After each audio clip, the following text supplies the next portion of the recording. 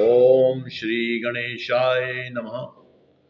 प्रिय बंधुओं, आपका इस अपने राम रथ चैनल पर हार्दिक स्वागत है।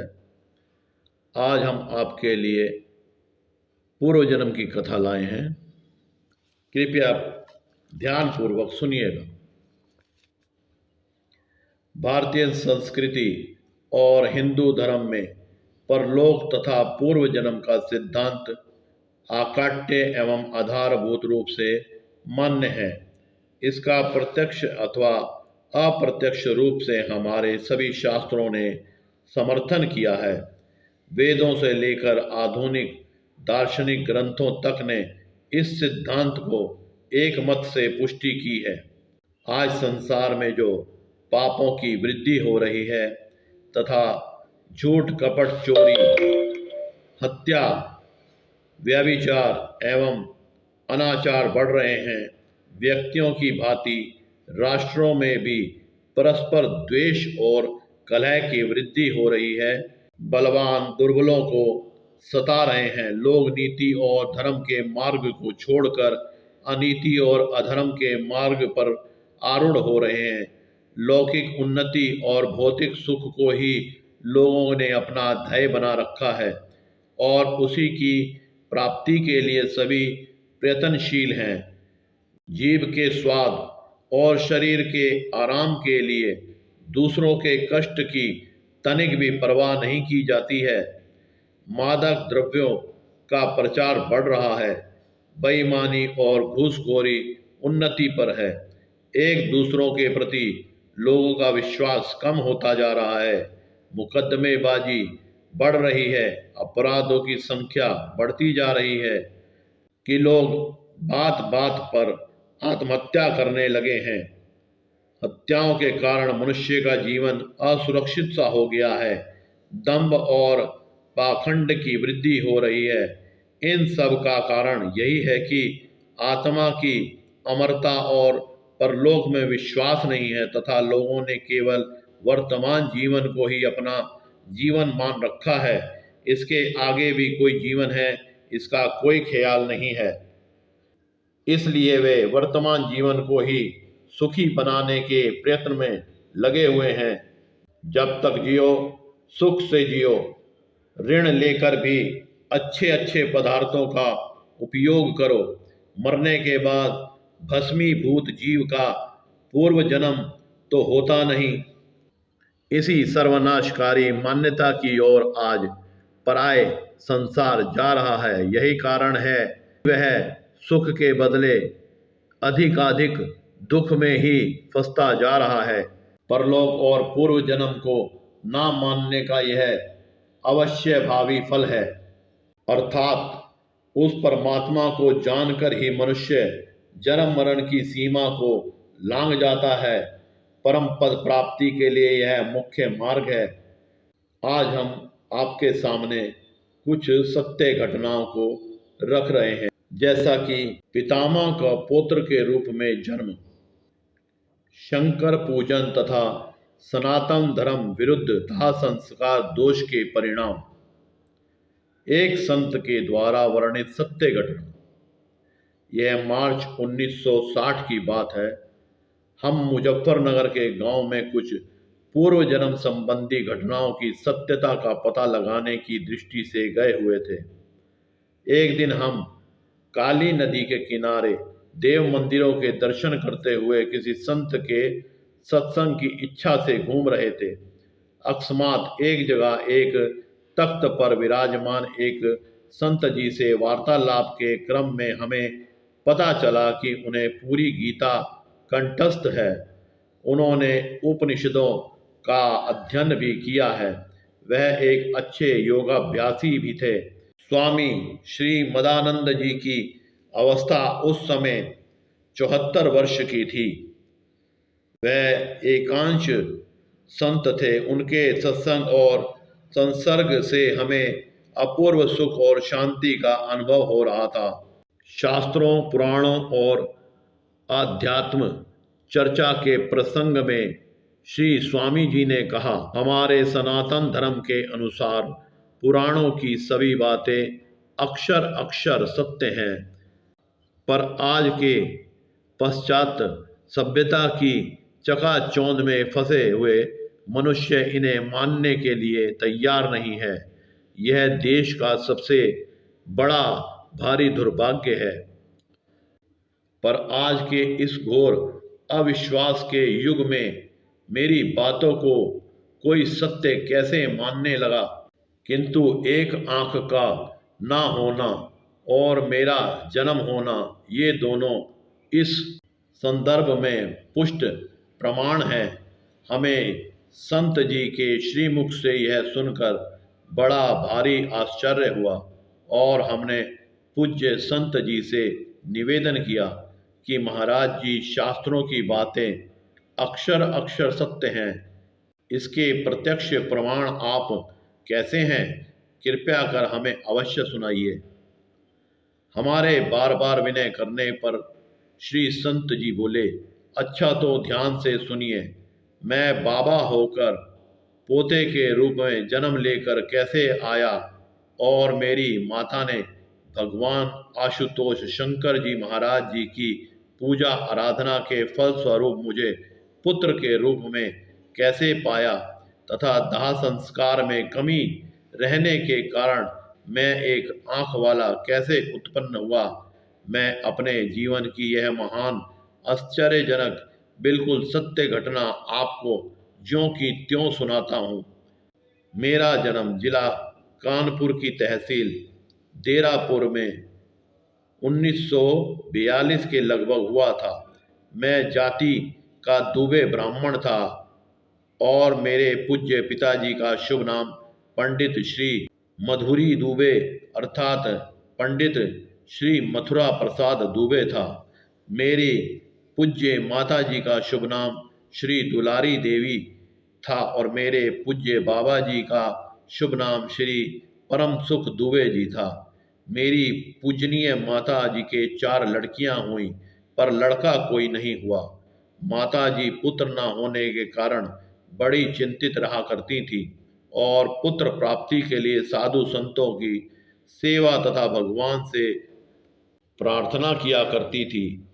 किसी के बताने के अनुसार उन्होंने पुत्र प्राप्ति के लिए आशुतोष भगवान शंकर जी महाराज जी की शरण ली। हमारे गांव के बाहर पंडित श्री कनौज जी लाल मिश्री जी का बनाया हुआ भगवान शंकर जी का एक मंदिर था, जो वीर पहलवान के नाम से प्रसिद्ध था।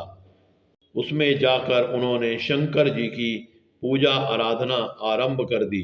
माता जी प्रातःकाल और सायकाल दोनों समय श्री शंकर जी मंदिर पर जाती थी और बड़े ही प्रेम से शंकर जी का पूजन भजन करती, दीपक जलाती और शंकर जी से पुत्र प्राप्ति के लिए करुणा प्रार्थना करती। आशुतोष शंकर भगवान तो बड़े ही दयालु कृपालु हैं। उन्होंने मेरी माता जी की प्रार्थना को तत्काल सुना। जहाँ शास्त्र अनुसार चलकर श्री शंकर जी का पूजन करने से शंकर जी भगवान प्रसन्न हुए और उनकी कृपा से पुत्र प्राप्ति का शुभ अवसर आया। वहीं अकस्मात एक कार्य शास्त्र विरुद्ध हो जाने से एक घोर अनर्थ भी हो गया। बात यह हुई कि इसी बीच में अकस्मात हमारे पूज्य बाबा श्री परम सुख दुबे जी का स्वर्गवास हो गया।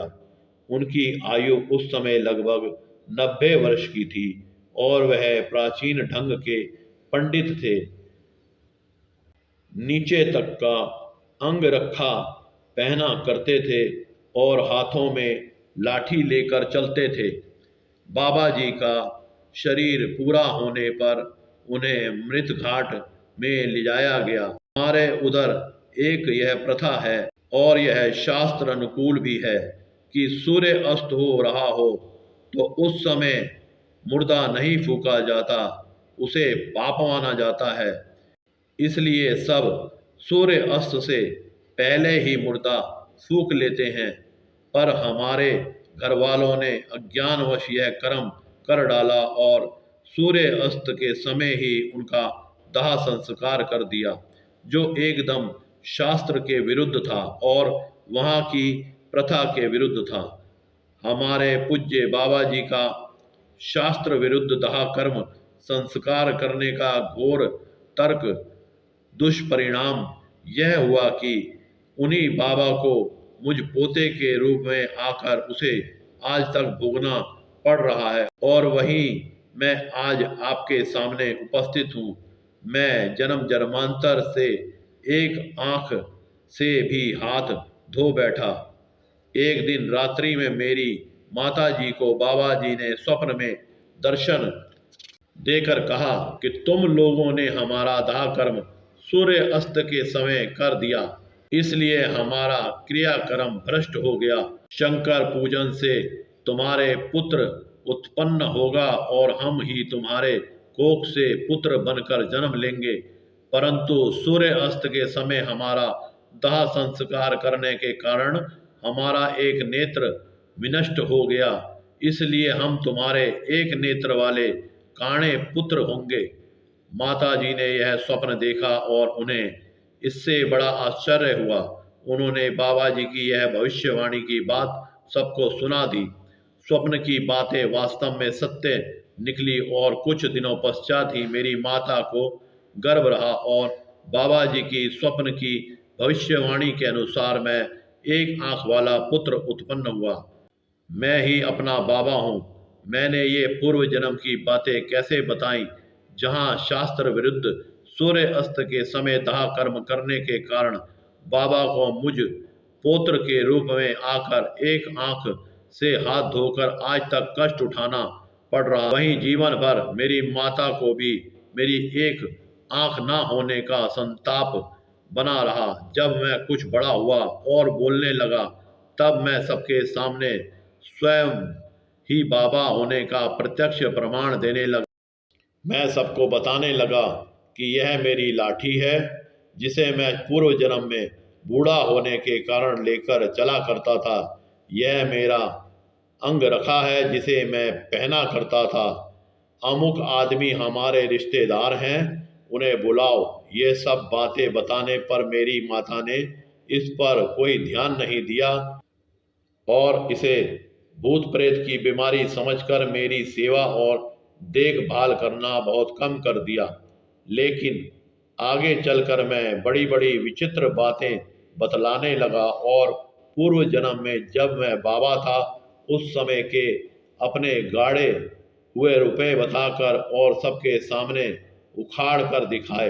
यह देखकर सब आश्चर्यचकित रह गए और बरबस सबको एक स्वर से यही स्वीकार करना पड़ा कि यह वास्तव में बाबा ही पौत्र के रूप में जन्म लेकर आए हैं। बहुत दिनों तक मैंने इसी प्रकार अपने पूर्व जन्म की सभी बातें बता बता कर और प्रणाम देकर सबको चमत्कृत कर दिया, किंतु बाद में माता जी ने मेरे कान बिंधवा दिए, जिससे मैं सब भूल भाल गया और फिर मुझे कुछ याद नहीं रहा। शास्त्र विरुद्ध, सनातन धर्म विरुद्ध दाह कर्म होने के कारण मुझे अपनी आंख से हाथ धोना पड़ा और मेरे घर वालों को भी इस बात से बड़ा घोर दुख हुआ। किंतु आशुतोष भगवान भोलेनाथ की आराधना के फलस्वरूप मेरी माता जी की पुत्र प्राप्ति की लालसा तो पूरी हो ही गई थी। मैं बहुत दिनों तक घर पर रहा, बाद में पहलवानी करता रहा और नौकरी भी की। अंत में सब कुछ छोड़ छाड़ कर ऋषिकेश के स्वर्गीय महान योगी राज संत पूज्य पाद 1008 श्री स्वामी श्री सत्यानंदन सरस्वती जी महाराज की शरण में चला गया और उन्हीं से सन्यास की दीक्षा ग्रहण कर ली। मेरी माताजी ने मेरा नाम मदन रखा था। मैंने पूज्य गुरुजी महाराज को अपना वही नाम बताया। तब पूज्य गुरुजी महाराज ने सन्यास के समय हमारा वही नाम मदन की जगह मदानंद नंदन सरस्वती रख दिया और मुझे उन्हीं श्री गुरुदेव ने कृपा कर गीता उपनिषद आदि सब पढ़ाए। वे अपने आश्रम में बहुत सी गायें रखा करते थे। मुझे उन गायों की सेवा करने का भी परम सौभाग्य प्राप्त हुआ और उन्होंने हमें कुछ योगाभ्यास भी सिखाया। इस प्रकार उन्होंने मुझे परमार्थ पथ का पथिक बना दिया। मुझे अपने जीवन की सभी सत्य घटनाओं से यह स्पष्ट हो गया और पूर्ण निश्चय हो गया कि शास्त्रों पुराणों में जो श्री शंकर आराधना, विष्णु आराधना आदि के फल बताए गए हैं वह बिल्कुल ही सत्य हैं। मेरी माता जी ने शंकर आराधना से मुझे पुत्र रूप में प्राप्त किया, यह इस बात का प्रत्यक्ष प्रमाण है। शास्त्र पुराणों में जो भी बातें लिखी हैं और उनके करने का महान पुण्य फल लिखा है तथा शास्त्र विरुद्ध कर्म करने का जो भयंकर दुष्परिणाम लिखा है, उनकी सत्यता का भी हमने अपने जीवन में भली भांति अनुभव कर लिया। सूर्य अस्त के समय शास्त्र विरुद्ध तहा कर्म करने के कारण मुझे एक आंख से हाथ धोना पड़ा। शास्त्र पुराणों में जो पूर्व जन्म की हजारों घटनाएं भरी पड़ी हैं, किंतु जिन्हें आज के लोग मानने को तैयार नहीं, वे सभी बातें अक्षर अक्षर सत्य हैं। मैंने यह प्रत्यक्ष अनुभव किया है जो तुम्हें सब प्रमाण बतला दिया। यह है एक वितरांग सन्यासी के जीवन को महान आश्चर्यजनक सत्य घटना जो मैंने आपके सामने रखी और जिसके हमारे शास्त्रों की पुराणों की सभी बातें। यह है एक वितरांग सन्यासी के जीवन की महान आश्चर्यजनक सत्य घटना जो मैंने आपके सामने रखी है और जिससे हमारे शास्त्रों की पुराणों की सभी बातें सत्य सिद्ध होती हैं।